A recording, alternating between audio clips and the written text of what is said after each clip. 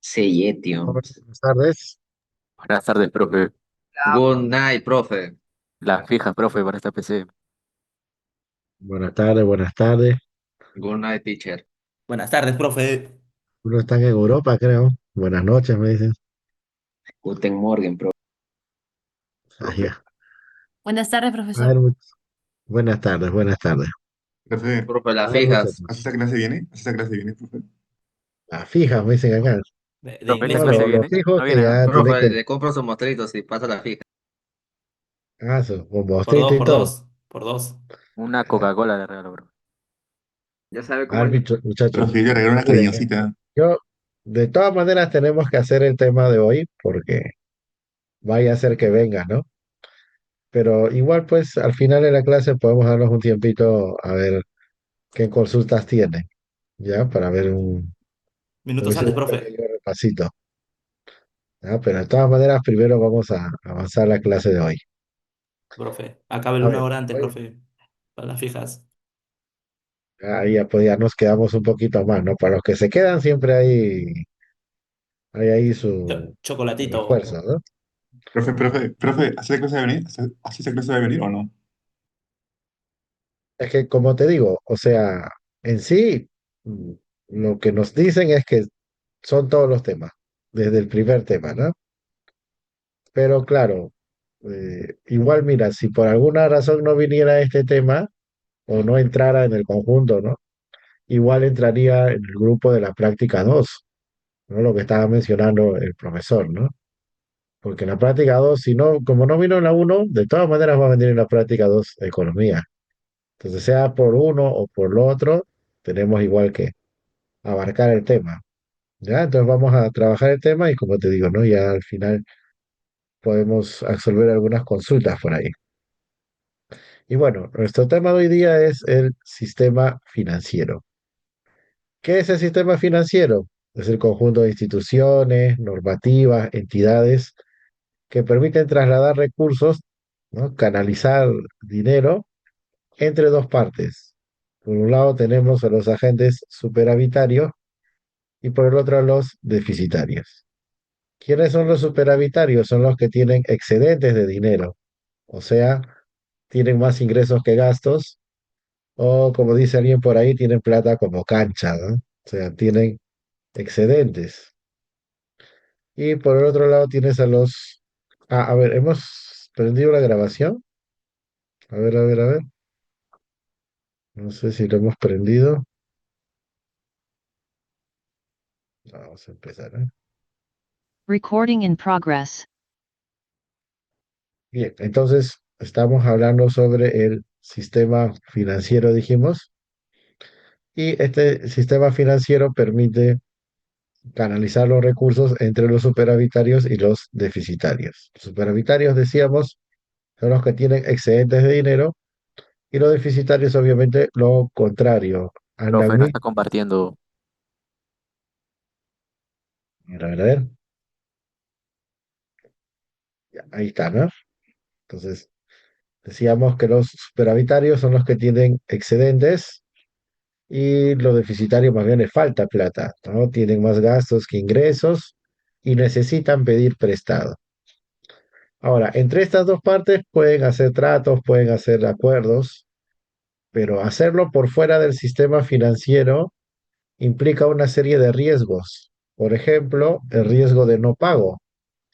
¿Qué pasa si yo te presto a ti 100 soles y nunca más te vuelvo a ver? ¿No? De repente nos vemos el domingo, te presto 100 y después desertas, ¿no? No, ya no voy a ir a la Freddy's. Entonces, ¿quién me va a pagar? Ahora, para el que pide prestado, también hay riesgos. Por decir, ustedes habrán escuchado sobre los gota a gota, ¿no es cierto? ¿Has escuchado sobre el gota a gota? Sí, profe. Claro. Ya, esos son extorsionadores, ¿no es cierto? Porque si no les pagas con tu dinero, les vas a pagar con tu vida. Con otra Entonces cosa. también, Claro, profe. bueno, de ahí te quitan todo también, ¿no? La de Metropolitano, Entonces, profe. para el que pide prestado, hay un riesgo, evidentemente. Entonces, es mejor hacerlo justamente de manera formal en el sistema financiero. Ahora, este sistema financiero puede ser de dos tipos. Tenemos un financiero indirecto y el directo. Primero vamos a hablar del indirecto, que es quizá el más conocido por nosotros. El indirecto es aquel en el cual entre estas dos partes hay una tercera entidad, hay un intermediario, que generalmente es un banco, pero puede ser otras entidades. Hay cajas municipales, cajas rurales, cooperativas, etcétera. Ahora, ¿cómo funciona esto? Bien simple, los superavitarios depositan su dinero en el banco y con esto el banco tiene para prestar. Pasa un tiempo y el superavitario devuelve más intereses, con lo cual el superavitario también retira su dinero cobrando un interés. Ahora, ¿cuál es mayor, el interés que el banco cobra o el que paga? El que cobra. El que cobra, ¿no es cierto? Lógicamente, como todo negocio, pues. Yo tengo una mercadería a 10, un cuaderno lo que compré a 10, te lo vendo a ti a 12.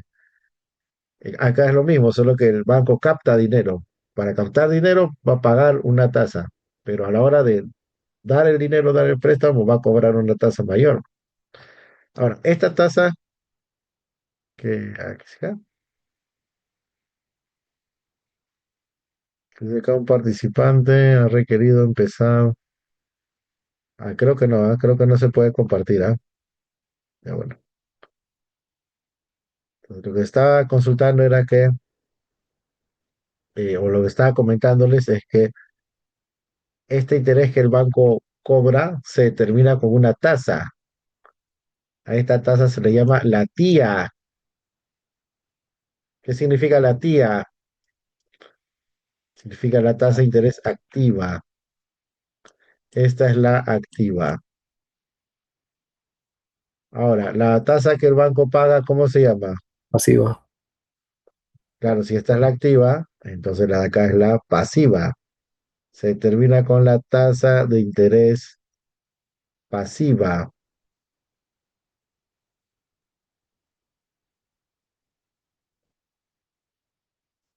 Entonces tú pagas la activa, pero recibes la pasiva. Ahora, la ganancia del banco entonces, ¿cuál es? O sea, el banco no es buena gente, ¿no? Que da dinero, recibe dinero. El banco se va a ganar la diferencia de las tasas. Esa diferencia de tasas se conoce como spread, ¿verdad? Un spread financiero, un spread bancario en este caso. Entonces cobro la activa y pago la pasiva. Pues date cuenta que tener un banco es un tremendo negocio, porque primero, no trabajas con tu dinero. Tú lo que prestas es dinero de otras personas, de los superavitarios. Y segundo, acá en el Perú hay unos tremendos spreads. Los bancos te cobran tremenda tasa activa y la tasa pasiva es bien pequeña. Mira, si hablamos en promedio, más o menos te cobran 30, 35% y te pagan 2, 3%. Es el Seis por promedio, ciento, ¿eh? profe. Bueno, hay algunos, ¿no? Dependiendo también el tipo de cuenta, puedes pagar un poquito más, pero eso que te paga más también requiere que pongas montos mayores o a Falabella veces no paga lo seis por puedes ciento, disponer. profe. Claro, por favor, te digo, no hay diferentes tipos de cuentas, pero hablando en promedio, pues. Ahora, si nos vamos a los extremos, hay bancos que te pueden cobrar 100, 110, 120%, ¿ah? Por ejemplo, por las tarjetas de crédito cobran así. Y para el otro lado, hay bancos que te pagan 0,5, 0,25. A mí el Scotiabank me pagaba 0,5, imagínate. Considerando la inflación, estaba perdiendo. Entonces, este spread del Perú es bien grande. Es el segundo más grande de América Latina. Ahora, si tú de acá a un tiempo quieres sacar un préstamo, tú puedes preguntar obviamente por la tasa activa. Pero ¿qué ocurre? Que a este monto le tienes que agregar una serie de gastos, de comisiones, seguros que te va a cobrar el banco. O sea, por decir, si a mí me dicen que voy a pagar 30% de tasa activa, en la realidad voy a pagar más, Porque como te digo, se le suman estos gastos adicionales, comisiones, gastos, seguros, etcétera. Entonces, lo que yo tengo que averiguar en sí es la famosa TCEA. O sea, tú sumas esto y te sale la TCEA. ¿Qué significa eso? Significa tasa de costo efectiva anual. Tasa de costo. Lo de efectivo anual tiene que ver con el método de capitalización. eh, Creo que eso ya lo ves en otro curso, creo que lo ves en el curso de aritmética, me parece, ¿no? Entonces, lo que me interesa acá es la palabra costo. Es lo que realmente te cuesta pedir prestado, ¿no? O sea, a la hora, si te dijeron 30 de activa, no te van a cobrar 30, pues te van a cobrar 35, 40 por las comisiones. Ahora, si tú más bien depositas en el banco, ahora en el banco es al revés. Bien vivos son, ¿no? Cuando te tienen que cobrar, te suman, pero cuando te tienen que pagar, te restan. O sea, la tasa pasiva resta justamente gastos, comisiones, bueno, lo que hemos comentado. Comisiones. Mi seguro me quita. Claro, ¿no? Bueno, seguro también, ¿no? Solo que en el caso del ahorros es opcional el seguro, pero en préstamos sí es obligatorio, sí o sí te van a cobrar. Entonces acá te va a salir la TREA, TREA, que significa tasa de rendimiento efectiva anual. O sea, esto es lo que realmente va a rendir tu dinero en el banco. Rendimiento.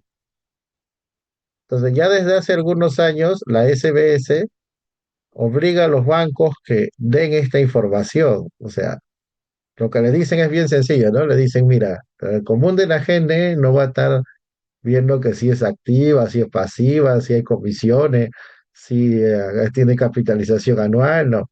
Tú solamente dile cuánto es que le va a costar pedir prestado. Y también dile cuánto es lo que realmente le va a rendir. Porque años atrás había quejas, pues. Los bancos le decían, por ejemplo, ¿no? Ya nosotros te vamos a pagar 15% por tus ahorros, pero al final les pagaban 10, les pagaban menos, ¿no? Les pagaban 8, 5, porque le estaban restando las comisiones. Quiere decir que este spread en la realidad, ¿qué vendría a ser? Vendría a ser tasa de costo versus tasa de rendimiento, TREA.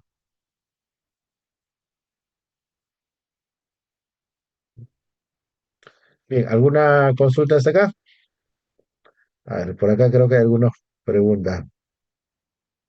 Me dicen, profesor, pero si invierto en otro país, sí, sí se puede hacer, ¿ah? Pero también te cobran una comisión por eso. O sea, en otros países puede que el banco te pague más, pero a la hora de traer, o sea, trasladarlo al Perú es que también te aplican ahí un porcentaje.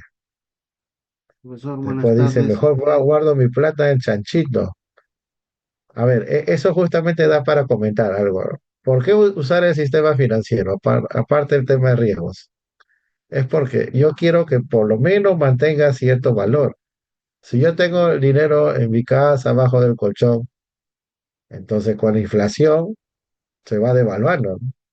Claro que el Perú tiene una inflación baja. Mira, acá estamos haciendo repaso ya en la práctica, cuando hemos hablado de inflación, ¿no es cierto? Hemos dicho que el dinero pierde valor. Entonces el banco, mira, en el banco no vas a ganar. Si estás pensando que voy a poner mi plata en el banco para ganar un montón de plata, no. Pero por lo menos podría compensar un poco la inflación. Además que tenerlo en tu casa es un riesgo, pues. Se puede perder, algo puede pasar, ¿no? Luego me dicen, profesor, ¿dónde me recomienda depositar mi dinero? Acá hay gente con dinero en este salón, ¿eh? En AFP, en el banco. Ya mira, eso justamente vamos a hablar, ¿no? ¿Qué opciones tienes tú en el sistema financiero? Porque claro, uno son los bancos, ¿no? Eh, pero también hay otras entidades que operan en este sistema financiero indirecto. Hay cajas rurales, financieras, todo eso se le llama no bancario. O sea que podemos dividir esto en bancario y no bancario. Ahora, dentro del bancario también hay bancos privados y bancos del Estado. Pregunta, ¿cómo se llama el banco privado? Perdón, ¿cómo se llama el banco del Estado? En este caso, Banco de la ¿qué Nación. banco sería? ¿El Con la BCR? nación. Banco de la Nación. Claro, en este caso no hablamos del BCR, ¿ah? Hablamos del Banco de la Nación. El BCR no te presta dinero a ti, en cambio el Banco de la Nación sí. O sea, funciona igualito como ya expliqué. Y en el caso de los privados hay como 16 bancos, pero de esos 16, 4 son los que dominan el mercado. ¿Cuáles son? Lo Profesor, hemos buenas visto cuando tardes. hablamos de oligopolio, ¿te acuerdas? ¿Cuáles son? El Interbank. SP. PCR, Claro, ¿no? BCP, BBVA, Interbank, Scotiabank, Scotia. esos cuatro. Pero de esos el principal, como estás viendo ahí en la pantalla, el principal, el BCP. SP. El ¿No? Keiko. El BCP es el verdadero poder económico de este país, muchachos. Y el poder económico es poder político, ¿no? Ojo, eso de que los empresarios solamente se dedican a su negocio y no se meten en la política es, es digamos, algo que no se da, ¿no? Porque ellos también están viendo sus intereses, ¿no? Promueven ahí ciertas candidaturas, hasta lo financian, en fin, ¿no? Pero bueno, volviendo al punto, entonces ahí el que líder, el que encabeza es el BCP. Bueno, por lo de Profesor, YAP, por muchas cosas, ¿no? Que me comentan por acá. Sí, ¿alguna consulta? profesor, buenas tardes. Cuando se da, se llama pasivo, ¿no? Y cuando se adquiere, se llama activo, ¿no? Claro, ¿no? O sea, cuando el banco te da dinero, tú le vas a tener que pagar la tasa activa. Pero si el Con- banco recibe el dinero, entonces te va a pagar a ti la tasa pasiva. Ujú, correcto. A ver, por acá hay una pregunta, dice, ¿esos bancos son peruanos, profesor? Me pregunta. Bueno, el caso del BCP, sí, la mayoría de su capital, de su inversión es nacional. Es el grupo Romero, ¿no? Dionisio Romero, que siempre les hablo, ¿no? Uno de los hombres más ricos de este país. Y en los otros casos también son grupos económicos, pero que ya tienen una parte de inversión extranjera, sobre todo el BBVA y el Scotiabank, ¿no? El Interbank sí también es sobre todo capital nacional. Los otros son como que ya mezclados, ¿no? El Scotiabank, por ejemplo, compró lo que antes era el Banco Vice, me acuerdo, acá en Perú, y de ahí pero que Scotiabank como tal es canadiense, solo que acá para sentarse, claro, se compró el Banco Vice, ¿no? Algo similar al BBVA era lo que antes acá operaba el Banco Continental, ¿no? También lo compró. Acá me pregunta, ¿el BCP fracasará? Bueno, un poco difícil, ¿no? O sea, con todo este, como te digo, concentración que tiene el BCP, bien difícil que quiebre. Aunque no podemos decir que nunca, ¿no? Porque, por ejemplo, en Estados Unidos se dio la crisis del año 2008, la crisis financiera, y hizo quebrar a una empresa, bueno, una entidad llamada Lehman Brothers. Lehman Brothers era como el BCP multiplicado por 100, ya para que te hagas una idea, ¿no? O sea, es difícil que un banco grande quiebre, pero no es imposible. Ahora, volviendo a esto de acá, las definiciones. Entonces, ya sabes que es privado y hay del Estado. Ahora, en las entidades, bueno, acá hay un poco de las tasas, esto ya lo puedes mirar con calma, ¿no? A los que estaban preguntando dónde me conviene invertir. Pero este también cambia, muchachos, ¿ah? O sea, ya el que tenga curiosidad puede entrar a la página de la SBS y ahí se actualizan las tasas, lo que te está pagando el banco, también el tipo de cliente que tú eres, ¿no? Te va a pagar una tasa. Ahora, en el sector no bancario hay todos estos. Por ejemplo, si hablamos de cajas municipales, obviamente el dueño, quien lo gestiona es la municipalidad, pero no cualquier municipalidad, sino que tiene que ser una municipalidad provincial. A ver, ¿ustedes qué nombres de bancos recuerdan? A mí dime cualquiera. ¿Qué nombre de banco te acuerdas?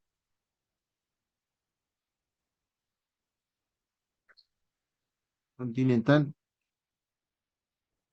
Banco No, no, Pichincha. perdón, de cajas, ¿ah? No, nombres de cajas me refiero, de Caja cajas. Huancayo. Caja, Caja la Arequipa, Caja Caja Huancayo, Cusco, ¿qué más? Huancayor, Caja Piura, Caja Piura, ajá, muy sí, bien. Caja Cusco, me dicen por acá. Caja Pichincha, no, ese Pichincha es banco. Banco Pinchincha. Banco, Caja claro. El Arequipa. PYME me dice por acá, no. Ahorita estamos hablando de las cajas. Entonces, si te das cuenta, todos esos son municipios provinciales, pues Caja Trujillo, Caja Huancayo, Caja Piura, etcétera. Tú no has escuchado, pues, no sé, por ejemplo, Caja Rímac o Caja San Juan del Lurigancho, ¿no? Acá en Lima, ¿no? Son de municipios provinciales. Ahora, en el caso de las cajas rurales, esas sí son privadas, ¿no? Ya no tienen que ver con el Estado, las cajas rurales. Pero su mismo nombre lo dice, su público son los que se dedican, hacen actividad económica en el sector rural, los agricultores, los ganaderos, hay, bueno, otras actividades también, pero sobre todo eso, ¿no? Agricultura, ganadería, etcétera. Por eso es que en Lima, muy difícil que se vea un local de una caja rural. Quizá las provincias, ¿no? Lo que están en las provincias o zonas que ya están más cerca al campo, ahí encuentras los locales de la caja rural. Luego tienes las EPIMES. Los EPIMES es algo similar, o sea, está enfocado en un público que son los pequeños y microempresarios. Solo que a diferencia de los otros casos, estas pymes no pueden captar recursos del público. O sea, en este circuito que te mostré, esto empieza porque entra plata de los superavitarios, de los ahorristas, ¿no es cierto? Ya luego esto se presta, en fin. Pero repito, la pyme no tiene ahorristas, no tiene en principio esos superavitarios. Entonces tú dirás, profe, entonces, ¿qué dinero presta? Bueno, en principio era dinero de la cooperación internacional, o sea, era gente de extranjera que ponía dinero, pero no lo ponía de repente con un afán netamente lucrativo, como sería un inversionista, sino lo brindaba como un apoyo. A ver, para que me entiendas mejor, hay que hacer un poquito de historia. Ustedes saben pues que en gran parte del siglo XX, desde mitad del siglo XX prácticamente hasta la década de los 90, hubo una serie de olas migratorias. Se dieron de las provincias a Lima, ¿no? Del campo a la ciudad, como se decía antes. Entonces, estas olas Los migratorias, conos. de- claro, o sea, a veces nosotros escuchamos ahora migración, entonces te imaginas a los venezolanos, ¿no? Pero no, yo me refiero a la migración interna, dentro del país, que la gente, pues los provincianos empezaron a llegar a Lima. Entonces, estos Norte, cono provincianos, norte, cono sur. claro, todo lo que ha sido la expansión de Lima, ¿no? De lo que muchos somos producto. Yo creo que la gran mayoría que estamos acá, si no todos, ¿no? Pues salvo que tú me digas, no sé, que eres un descendiente neto de los españoles, que eres un descendiente de los chapetones españoles, ¿no? echamos. Bueno, salvo que sea chamo también, ¿no? Colorado. Pero si no, pues todos de un modo u otro somos resultado de esas migraciones. Entonces, en el caso específico de Lima, pues la gente quería trabajar, quería, lógicamente, prosperar, porque pues no vinieron a Lima porque Lima es hermosa y bella, ¿no? Era porque querían hacerse un futuro mejor. Pero no todos conseguían trabajo, pues, ¿no? El Perú no es una potencia industrial que emplee a millones de personas. Entonces, ¿qué pasó? Estos migrantes empezaron a hacer sus pequeños negocios, pequeños comercios. Ahí apareció Gamarra, ahí apareció Polvos Azules, el Parque Industrial de Villa El Salvador. Bueno, como dice su compañero, ¿no? Lo que se llamaba pues el Cono Norte, el Cono Sur, lo que se llamaba antes los conos, ¿no? Entonces, todo esto es fruto de las migraciones. Pero si vamos a la parte económica, a la parte financiera, estos comerciantes para que su negocio crezca necesitaban financiamiento, pero la banca tradicional no les quería prestar. Es como que no les hacía caso. Para ellos tenían sus grandes clientes y con eso les iba bien. Entonces, ¿quién cubrió esa necesidad? Las pymes. Entonces, como te digo, en principio fue como una ayuda, como decir, ya te vamos a dar este dinero, se cobraban interés obviamente, pero te estamos dando la facilidad que otros no te dan. Y así empezó a crecer. En la actualidad existe todavía esto, aunque ya trabajan con sus propios fondos.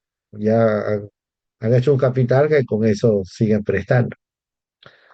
Ahora, el caso de las financieras, como te digo, todos funcionan de manera similar, salvo la pyme que no tiene ahorristas. O sea, todas funcionan con superavitarios, deficitarios, pero las financieras generalmente son parte de un grupo económico más grande. Por ejemplo, entonces he escuchado de Tienda O, de Oesle, bueno, acá en Lima, en las provincias, en algunas provincias también. La tarjeta He O, escuchado profe. de Tienda O, Sí, bro.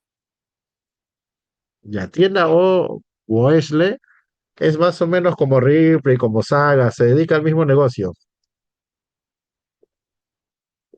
O sea, te venden artefactos, te venden ropa, ya. Ese tipo de negocio se llama tienda por departamento, por si acaso, ¿ah? O sea, Ripley, Saga, Wesley son tiendas por departamento. Entonces, por dicho negocio, ellos ganan buen dinero.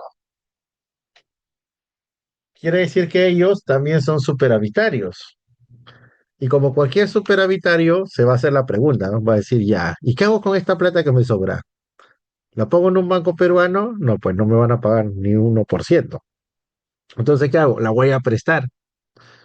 Pero esta tienda, en el ejemplo, ¿no? Esta tienda O no ha sido creada para prestar dinero, pues. Ha sido creada con otros fines, de venderte artículos de consumo masivo. Entonces, ¿qué hacen ellos? ¿Qué hace ese grupo económico? Crea otra entidad llamada Financiera O. Entonces, tienes acá tienda O, tienes Financiera O y tienes a los deficitarios, a la gente que va a pedir prestado. Entonces, tienda O le da dinero a Financiera O presta, luego Financiera O cobra y también tienda O sale ganando, pues porque también recibe el interés, ¿no? Recibe de lo que ha puesto, va a recibir un interés. Entonces, gana Tienda O, gana Financiera O, gana el grupo Intercorp, gana Carlos Rodríguez Pastor, que es otro de los millonarios de este país, ¿no? De ese 1%, Carlos Rodríguez Pastor. El dueño de Incafarma, el dueño de Mifarma, el dueño de Cineplanet, el dueño del Perú, ¿no? Carlos Rodríguez Pastor. Entonces, como dicen, del mismo cuero salen todas las correas, pues. Es más, incluso ya en estas épocas, entre esos dos, el negocio fuerte es prestar. ¿Por qué crees que cuando tú entras a una de estas tiendas, Ripley, Saga, Wesley, qué es lo primero que hacen? ¿Ofrecerte sus productos? No. A veces, mira, yo he ido a comprarme, por ejemplo, quería comprarme un jean, no había ni nadie me atendía, ni caso me hacían. Y eso que Te quería comprar acosan. varios. Te acosan para que saques Tiene la que ir con tarjeta. plata, profe. Que le hagan caso. Claro, pues no, no, o sea, no era porque si tenía más o menos plata, Parecía, es porque profe. su negocio principal ya no es ese, pues. Su Ah, negocio principal es el préstamo. Por eso en lo Yu- primero que hacen es ofrecerte la tarjeta, ¿no es cierto? A ustedes mismos, ustedes la mayoría no son, o sea, la mayoría de ustedes son menores de edad, pero igual te ofrecen la tarjeta, como decir por si acaso, a ver, ¿no? Que Sí, por ahí profe, se si ve. califica, se pregunta. Se califica para una tarjeta O. Claro, por último ni te preguntan, ya te dicen firme acá y te endulzan con los descuentos, pues, ¿no? Como decían las abuelitas antes, el diablo es muy vivo, pues tiene muchas mañas, te va endulzando, te va enamorando. Tú vas a comprarte, no sé, una camisa, ya, no sé, ingresamos a la uni. Entonces tu compañero dice, no, tengo que ponerme una camisita, pues no voy a ir con el polo todo roto. Tu compañera quiere comprarse un vestido. Entonces va y por decir, ve el vestido, ¿no? Dice, vestido 150, pero con la tarjeta 30 soles. ¿Has visto esos tremendos descuentos que hacen? Así hacen, ¿ah? Sí, profe. Está, ahora va a estar 20, va a estar 30. Entonces, ¿qué? Ellos te dicen, no, saca la tarjeta, ya después lo anula. Claro, se puede hacer, ¿ah? Como dicen algunos, le saben sacar la vuelta al sistema, pero son pocos. Y para eso también tienes que informarte, no sé, este tema también te sirve para eso. Pero la mayoría no. La mayoría va a sacar el producto con crédito y se va a endeudar. O sea, no lo va a liquidar antes que genere intereses. Y lo peor es que de todo lo que se endeudó, la mayoría no va a poder, o sea, se le va a escapar de las manos. Eso ya está estudiado, ¿no? O sea, la mayoría termina pagando el interés del interés, el interés compuesto que Habrás visto en tu curso de aritmética también. Entonces, tú pensabas que hacías un negociazo comprando 20, 30 soles, pero luego terminas pagando mucho más. Entonces, estos créditos de las financieras yo no los recomiendo. ¿Por qué? No me refiero solamente a Wesley, sino en general. Al menos en este caso, en este ejemplo, no los recomiendo. ¿Por qué? Porque primero, son los préstamos que tienen las tasas más altas. Ese 110, 120 que te he dicho son de los créditos de consumo, de financieras. Segundo, es el crédito que tienes que pagar en plazo más corto. No te dan 10, 20 años porque los pagues, ¿ah? A lo más te van a dar 3 años. Y esto, porque en sí ellos van a querer que les pagues en un año. Y encima te estás comprando un producto que no te va a generar ingresos, más bien te va a generar egresos, gastos, pérdida. Otra cosa, claro, sería un préstamo para invertir, un préstamo de capital de trabajo. Bueno, eso puede ser, buscando una buena tasa también, no 100, 110. Si voy a poner mi negocio, con eso pagaría el préstamo y tendría una ganancia. Pero si voy Tasas a de comprar, caja. sacar un préstamo para comprarme un televisor, para comprarme, no sé, un celular, para comprarme ropa, eso yo no le veo sentido, ¿ah? Sinceramente, yo no le veo sentido. Como te digo, claro, hay personas que sí, ¿ah? Saben ahí los truquitos que yo compro hoy y lo pago antes de la fecha de corte, me quedo con los puntos, me quedo con los descuentos, sí, se puede, pero la mayoría no lo va a hacer así. Así que mejor, muchachos, evitarlo, ¿no? Lo que son créditos de consumo, evitar. Y finalmente vamos a hablar de las cooperativas, pero no sé si hay alguna consulta antes de esto, si hay alguna consulta. Por acá me dicen, los 12 apóstoles, profesores de la economía, me dicen. Bueno, de los 12 ya no quedan, ¿ah? Los que eran 12 apóstoles ahora serán 4, 5 a lo sumo. ¿Ah? O sea, como os he dicho antes, se va dando una concentración de la riqueza que cada vez es más grande, pero la gente no lo quiere ver, es lo que no entiendo, ¿ah? Antes por lo menos la gente cuestionaba, ¿no? Eso no es tener envidia, porque nunca falta el que dice, no, y envidia al que le tiene éxito. No, no es ser envidioso, es describir algo que es objetivo, que se está dando. Yo no digo que necesariamente sea dinero mal habido, aunque hay casos que sí, ¿ah? Pero lo objetivo es que cada vez hay una mayor concentración de la riqueza. Como te digo, los que antes eran 12, que ya son pocos, ahora serán 4 o 5. Lo demás ya es capital extranjero. ¿No? Pero la gente sigue creyendo que la culpa fue de Castillo, ¿no? Bueno, no se da cuenta de toda esta situación. Por acá me dicen, profesor, si nos puede compartir el archivo de la clase de hoy. Esto no está colgado en el Drive, perdón, yo tengo entendido que esto está colgado en el aula virtual, ¿no? Pero lo puedo compartir, no hay problema, no hay problema. A ver, vamos a continuar. Entonces, nos falta hablar de las cooperativas de ahorro y crédito. Mira, su mismo nombre lo dice. O sea, este es un sistema que funciona basado en la cooperación, o sea, en la ayuda mutua.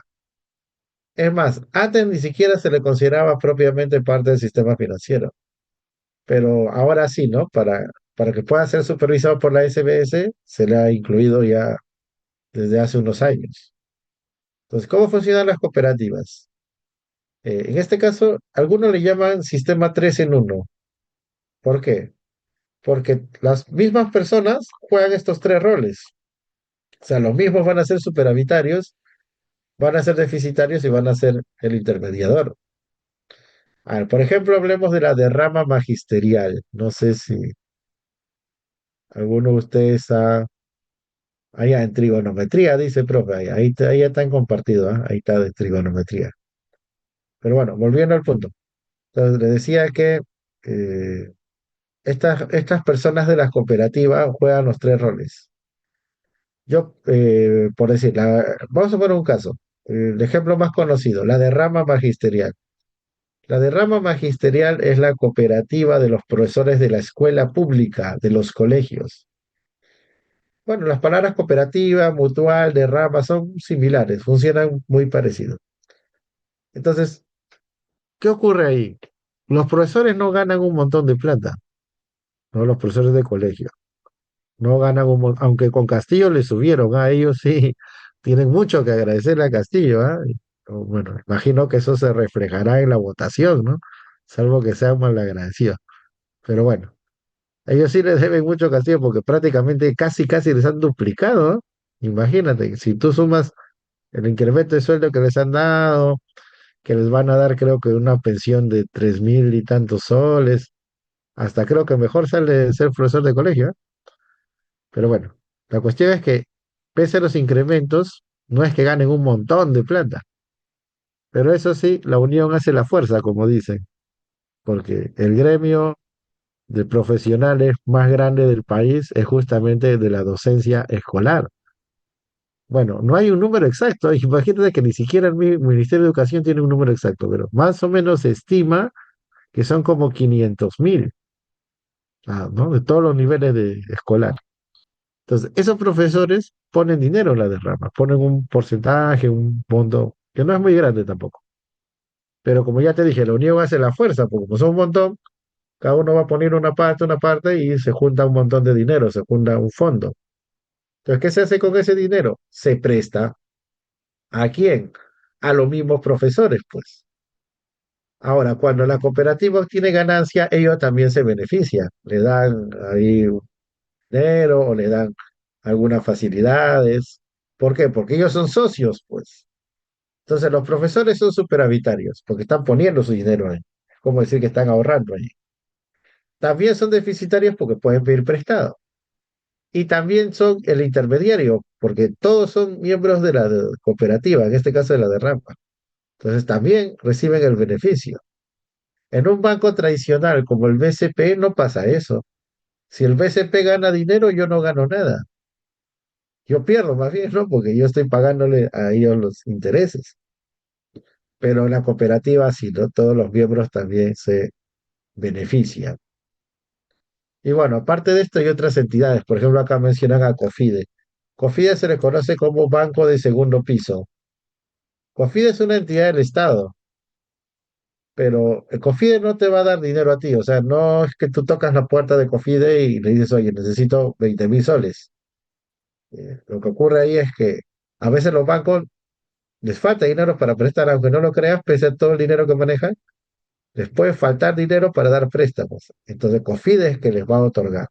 Aunque bueno, generalmente a los no bancarios, a veces a los bancos, pero más trabaja con los del no bancario, la financiera, lo que hemos estado explicando. Entonces, COFIDE le da dinero para que ellos te puedan prestar. Por eso se llama segundo piso, pero no tratan directamente contigo, sino están por arriba, ¿no? Ellos le prestan a estos de acá y estos te van a prestar a ti. Bien, me preguntan por acá si una persona puede retirarse de la cooperativa. Claro, puede retirarse, ¿no? No hay ninguna obligación, es libre. Listo, vamos a hablar ahora del mercado directo. Ah, bueno, pero antes te dije que hay otras entidades, ¿no? Por ejemplo, las AFPs, las empresas de seguro. Miren, el día que ustedes trabajen, o sea, obviamente estamos hablando que trabajas ya en una empresa formal, o de repente en el Estado también, ¿no? En una entidad. El día que tú estés trabajando, obligatoriamente tienes que tener dos cosas, sí o sí. Tienes que tener sistema de pensiones, o sea, estar afiliado a un sistema de pensiones, y tienes que tener seguro de salud. O sea, no puedes decir, no, yo no quiero tener, y denme el dinero. No, tienes que tener, obligatorio. La cuestión está en que si eso es privado o es del Estado. Eso sí lo decides tú. Si decides por el Estado, perdón, no, si decides por el Estado, tiene el Sistema Nacional de Pensiones, o sea, la ONP, y tiene el seguro del Estado, que es de salud. Si tú decides por el privado, tienes las pensiones privadas, que son las AFPs, y tienes las empresas de seguro particular, RIMAX Seguro, Pacífico Seguro, etcétera, lo que estás viendo en pantalla. Entonces, esos sistemas, al final los dos te van a dar una pensión, pero la forma como funcionan es diferente. Por ejemplo, si hablamos de la ONP, ¿cómo funciona? Con el dinero de los aportantes de hoy se paga a los jubilados. Yo, por decir, estoy en la ONP, pago 13% de mi sueldo a la ONP. Con ese dinero le pagan a los jubilados. A mi papá, por ejemplo, que ya es jubilado, le pagan a él. O sea, eso se llama sistema de reparto, ¿no? Se usa el dinero de una generación para pagar las pensiones de otra generación. El día que yo sea jubilado, ¿con qué dinero me pagarán? Con el de ustedes, pues, ¿no? De los jóvenes que estén trabajando y que sean parte de la ONP. Me voy a FP, Entonces, profe. ahí, claro, ¿no? Por eso tienes que ir a la ONP, pues. Aunque bueno, puede ser cualquiera, ¿no? La cuestión es que hay un fondo ahí que se va pasando de una mano a la otra. No hay inversión, no se invierte el dinero. Por eso es que el sistema estatal no es parte del sistema financiero, ojo, ¿ah? Mucho cuidado. O sea, obligatoriamente tengo que tener uno, pero el de ONP no se invierte. En cambio, en la AFP es diferente. En la AFP tú tienes una cuenta individual, no es colectivo, no es de todos, como la ONP. Yo tengo mi cuenta y en función de lo que entre en mi cuenta será mi pensión. Entonces, claro, si yo tengo un sueldo más alto, mi 13% es más grande y mi pensión sería mayor. Por eso es que hay personas que prefieren la AFP, pero hay que tener cuidado. ¿En qué aspecto? En que el negocio de la AFP no es esperar sentado a que tú cumplas los 65 años y te jubiles. Ese no es el negocio de la AFP, ¿ah? Lo que hace la AFP es invertir tu dinero. Esa plata que la gente pone en su fondo individual, lo invierte. Por eso esto sí es parte del sistema financiero. El dinero lo invierte. Entonces, el asunto es este, ¿no? Que cuando la inversión es buena, o sea, hay ganancias, genial, porque gana la AFP y ganas tú. ¿Cuál es el problema? Cuando pierde, porque en el Perú, al menos con las leyes actuales, cuando la inversión sale mal, tu fondo se reduce, o sea, tú pierdes, pero la AFP no, porque la AFP igual va a cobrar su comisión. O sea, ganes o pierdas, ellos van a recibir su comisión y sus ganancias. Entonces, eso es lo que a mucha gente le ha desencantado de la AFP. Y se da esto de los retiros, ¿no? Habrás escuchado que ha habido varios retiros, porque, claro, en sí se supone que tú no deberías poder retirar de la AFP. Se supone que eso es para tu pensión de jubilación. Pero como la gente ve que el fondo está que se achica, porque no siempre las inversiones salen bien, entonces dice, no, mejor dámelo, prefiero retirarlo. O otro porque tienen deudas también, ¿no? Ya, bueno, para lo que sea, pero lo han retirado. Entonces, todo esto, bueno, es la situación actual. Posiblemente tenga que haber unas reformas, ¿no? Porque, pues, ni el privado ni el Estado en este caso están dándole a sus clientes lo que están esperando. A ver, ¿qué dice por acá? Me hacen una pregunta por acá. Las AFPs te dicen que hay rentabilidad y al final solo te dan el 95%. Si te mueres, se quedan con el dinero. Ah, no, pues este es el ideal, ¿ah? O sea, si tú llegas, claro, te logras jubilar, entonces salió una ley que no fue por el Fujimorismo, ¿ah? Fue una ley que impulsó el congresista Lescano, me acuerdo, Johnny Lescano, para que tú puedas pedir a la AFP el 95% de tu fondo cuando ya estás llegando a la edad de jubilación. Llegas a los 65, por decir. Entonces tú le dices, ya, no quiero que me des pensión, devuélveme el 95%, ¿ya? Tú quédate 5, bueno, por los gastos que ha habido. Y eso es una gran cosa. Pero lamentablemente, pues ya te dije, también hay intereses económicos, intereses políticos. Eso lo han querido quitar. Es más, ya prácticamente lo habían quitado. Al final, bueno, como hubo protestas, hubo quejas de la gente, lo han dejado, pero para los mayores de 40 años. O sea, esa ley, como dice que impulsado pues los grupos que están ahora en el Congreso para congraciarse seguramente con los dueños de las AFPs, eliminaron eso o quisieron eliminar para todos, pero no lograron, pues, ¿no?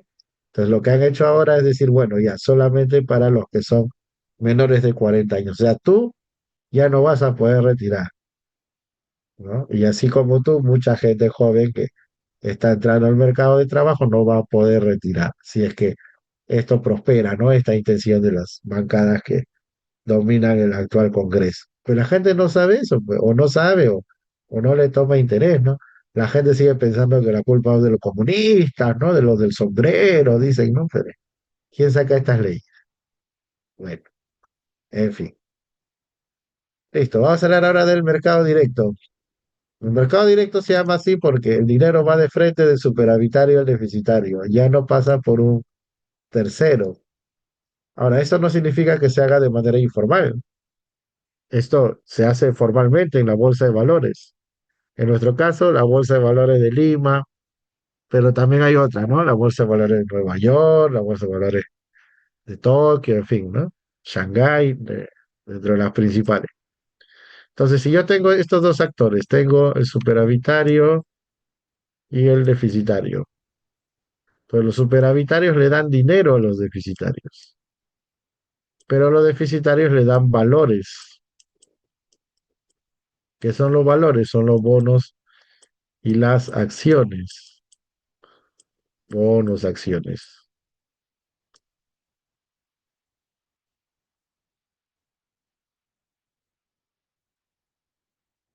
Entonces, esto tradicionalmente eran papeles, eran documentos. Ahora ya es virtual. Lo tradicional eran papeles. Entonces, claro, tú dirías, profe, ¿y quién da dinero a cambio de papeles? No, pues es que no es el papel por sí mismo. Lo que interesa es lo que ahí dice. Entonces, en estos papeles, en estos bonos, en estas acciones, te dicen qué es lo que tú vas a obtener a cambio, qué te están dando. Entonces, en el caso de los bonos, el bono equivale a una deuda. Es como que yo le estoy prestando dinero al que me dio el bono. Ah, pero a todo esto un detalle muy importante. Superavitario y deficitario, ¿no es cierto? Ya, correcto. Pero en este caso, vamos a usar los siguientes términos. El deficitario va a ser el emisor,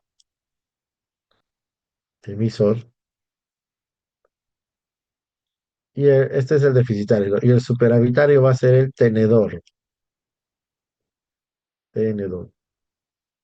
¿Por qué emisor? Porque emite, pues emite los bonos, emite las acciones. Cuando son bonos, puede ser el privado o puede ser el Estado. Los bonos del privado son de empresas corporativas grandes, sociedades anónimas abiertas. ¿Te acuerdas cuando hablé del tema de las empresas? En este caso serían sociedades anónimas abiertas, porque emiten acciones y las venden al público en general, en la bolsa de valor. Ahora, esos bonos, ¿no? Privado o el Estado, ¿no? El Estado se llaman bonos soberanos. En cambio, si son acciones, ese sí solamente son de privados, no al Estado, solo privado. Ahora, el otro lado, el que compra, ese es el que vende, ¿no? El que emite el papel, el que lo vende. El que lo compra se llama tenedor. ¿Por qué tenedor? Porque tiene, pues, es el que tiene el bono, el que tiene la acción. Claro que ese nombre no es tan común, ¿no? Más se habla acá de accionista o de bonistas. O sea, acciones, el que tiene acciones, el bonita, el que tiene bono. Ese es el tenedor. Es como decir también la oferta y la demanda, porque este está ofreciendo los dos papeles y este los está comprando, este los está demandando. Es un mercado también, oferta y demanda. Entonces, ¿cuál es la finalidad en este caso del emisor? Su finalidad es obtener liquidez, o sea, necesitas dinero. El emisor quiere dinero, no necesariamente porque esté en quiebra, sino de repente quiere invertir también. Una empresa grande, Tesla, quiere ampliar sus plantas de automóviles a América Latina, ya necesita dinero, emite acciones, emite bonos.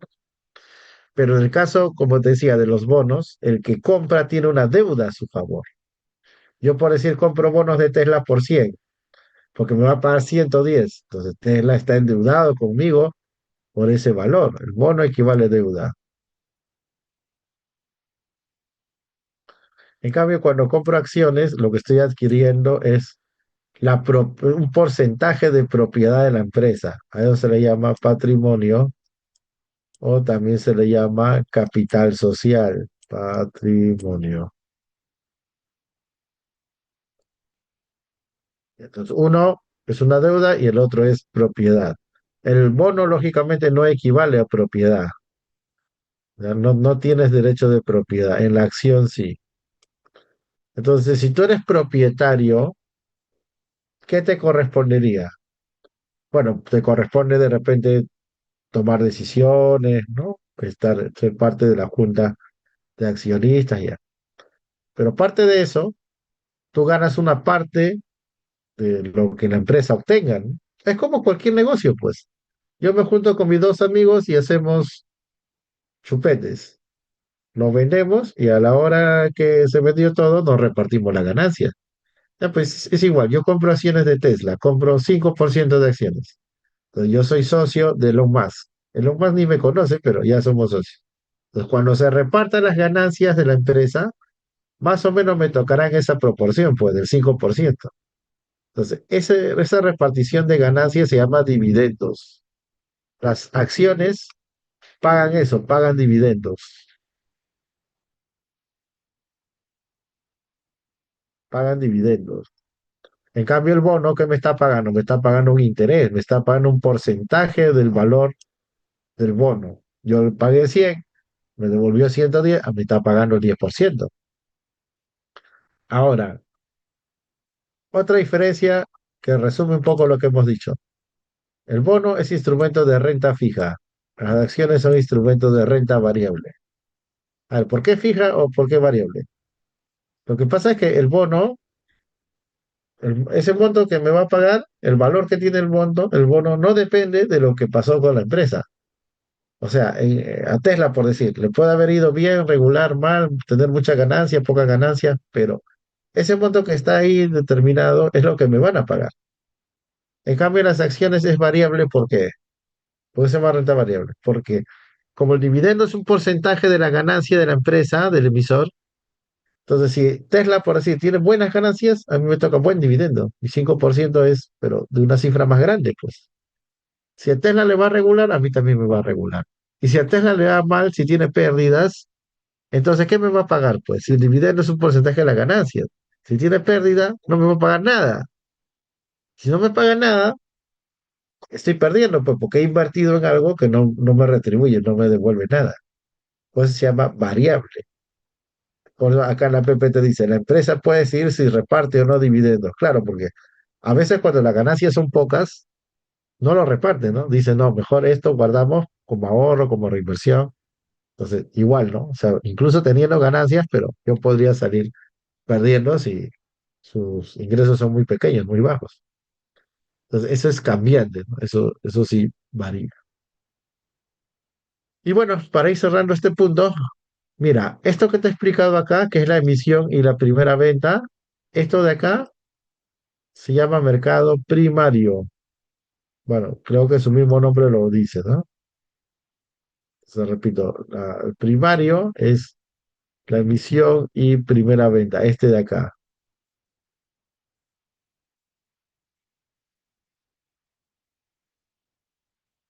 Ahora, estos que han comprado los bonos, las acciones, no necesitan quedárselo hasta el día que se mueran. Esto de acá lo pueden revender a un tercero, o este lo puede revender a un cuarto, y así sucesivamente. O sea, puede haber una serie de compras y ventas. Finalmente, el emisor ya logró lo que quería, que era financiarse. A él no le importa si le paga a Pedro, a Juan o a Julio. Al que tenga el bono, al que tenga las acciones le pagaré, porque igual a alguien le tengo que pagar. Entonces, ¿cuál es la finalidad de este otro? Estos mercados de reventa sería el mercado secundario de la reventa. ¿Y cuál es la finalidad ahí? La finalidad ya no es el financiamiento, porque eso ya se dio. La finalidad es la liquidez, o sea, tener una ganancia, tener dinero. Si yo compré acciones de Tesla a 10 y las vendo a 15, obviamente me estoy ganando la mitad, ¿no? 50% del valor. Entonces se trata de eso. Ahí sí es compra-venta, compra-venta. La clásica imagen que tú ves en las películas de Wall Street, habrán visto, ¿no? El lobo de Wall Street, en fin, ¿no? La clásica imagen que tú ves que compran, venden, es mercado secundario, es esto. El mercado primario casi no lo ves. Casi no lo ves porque normalmente la primera venta se hace a grupos grandes, a inversionistas grandes, a fondos de inversión, a bancas de inversión, o sea, son, como decirlo, los grandes, pues los que tienen plata para pagar por eso. Luego que ellos han comprado, ya empiezan a revender, ¿no? Y se ganan la diferencia, pues, de la compra con la venta. Claro, si yo me quedo con la acción, con el bono, voy a cobrar dividendo e interés, pero si no, lo revendo, pues, ¿no? Y me gano la diferencia. Ahora, así como el mercado o sistema indirecto lo supervisa la SBS, en este caso el directo lo supervisa la SMB, es la Superintendencia de Mercado de Valores. Bien, ¿alguna consulta hasta acá? A ver qué dice los miembros. Las AFPs te Profesor, dicen que... entonces, no. Sí, dime. las cajas son para menores cantidades de dinero que los bancos, ¿no? O Sí, sea, las cajas se utiliza para menores cantidades de dinero que se utiliza para los bancos, ¿no? Los bancos se utilizan más, ¿no? claro. Es que también el no bancario, prácticamente sus clientes son los pequeños negocios, las pymes, ¿no? A todo eso se llama microfinanzas, todo ese grupo de no bancario. Pero los bancos ya mueven más plata, prestan a banca corporativa, o sea, clientes que mueven más dinero.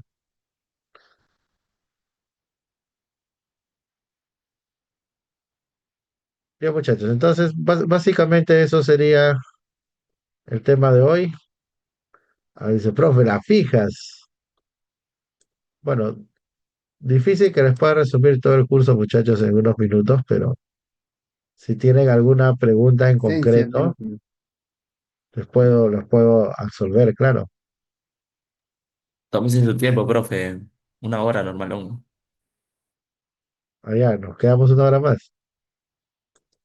No, pues porque todos Atraco, tienen que ir en las atraco. mismas, Entrada y todos tienen que almuerzo, ir en las profe. mismas condiciones, muchachos. Yo encantado, ¿no?